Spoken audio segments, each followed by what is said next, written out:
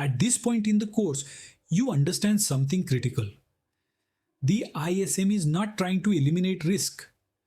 It is trying to make risk visible, governed, and intentional. This lecture brings everything together by explaining how risk management actually works under the ISM, not as an abstract framework, but as a living process that shapes real decisions in government. When you manage risk the ISM way, the first thing you must let go of is the idea that risk is purely a technical concept. Under the ISM, risk exists because government systems deliver real-world services with real consequences. Risk management is therefore about balancing protection, continuity, and responsibility, not about chasing zero risk. Risk management begins when you identify risk, but that identification does not happen in isolation. It is informed by everything you learned earlier: asset identification, business criticality, confidentiality, integrity, availability requirements, and applicable controls. Risk emerges when there is a gap between what should exist and what actually exists. When you identify a risk, the ISM expects you to describe it clearly. You are not documenting vague concerns. You are articulating a relationship between a threat, a vulnerability, and a potential impact. This clarity matters because poorly described risk cannot be assessed or treated effectively. Once a risk is identified, you move into risk assessment. Under the ISM, this does not mean complex mathematical modeling.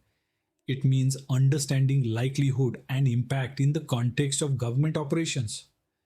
You consider how likely a risk is to occur and what the consequences would be if it did. These consequences may affect services, citizens, safety, legal obligations, or public trust. Assessment exists to support decision making, not to produce perfect numbers. The ISM accepts that uncertainty is unavoidable. What it does not accept is ignorance. Your responsibility is to reduce uncertainty enough that informed decisions can be made. After assessment, you must decide how the risk will be treated. Treatment options under the ISM are deliberately flexible.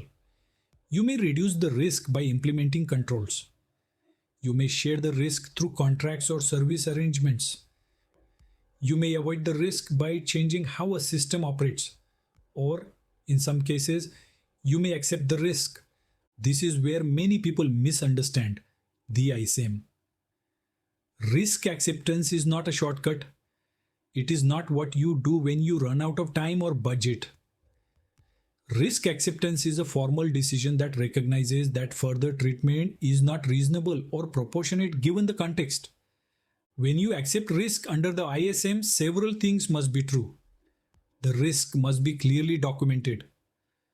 The decision must be made by the appropriate authority. The residual risk must be understood. And the system must still operate within acceptable bounds. Acceptance is a conscious act, not an omission. Documentation plays a central role here. Under the ISM, undocumented risk is unmanaged risk. Documentation ensures transparency, continuity, and accountability. It allows decisions to survive personnel changes, audits, and incidents. It also protects individuals by showing that decisions were made responsibly based on available information. You should also understand that risk acceptance is not permanent by default. Risks change over time. Threats evolve. Systems are upgraded. Controls mature.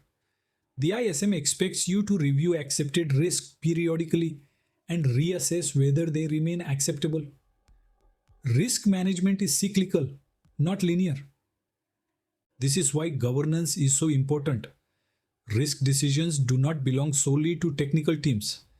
They belong to authorizing officers and accountable authorities, supported by security advisors and system owners. Each role contributes information, but authority is clearly defined. The ISM also expects risk to be communicated. Silent risk is dangerous risk.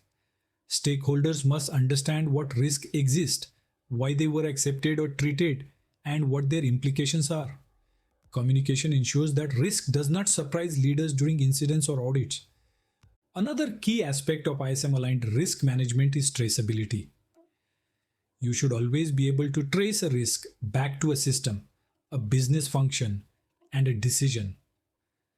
This traceability allows you to demonstrate due diligence and ensures that risk management is not arbitrary. Risk management under the ISM also supports prioritization. Not all risks deserve equal attention. By documenting and assessing risks consistently, you enable organizations to focus resources where they matter most. This makes security sustainable rather than reactive. When incidents occur, risk management does not stop. Incidents provide new information. They reveal weaknesses, assumptions, and gaps. The ISM expects you to feed these lessons back into risk registers, treatment plans, and governance processes. This is how organizations improve over time. The most important thing to remember is this: the ISM treats risk management as a leadership discipline supported by technical expertise. Controls reduce risk, but decisions define security posture. When risk is managed openly, deliberately, and consistently, government systems become more resilient. Not because they are perfect, but because they are well governed. By understanding how risk acceptance, treatment, and documentation actually work, you gain one of the most valuable skills in government cybersecurity. You stop thinking in terms of compliance and start thinking in terms of responsibility. That mindset is exactly what the ISM is designed to cultivate.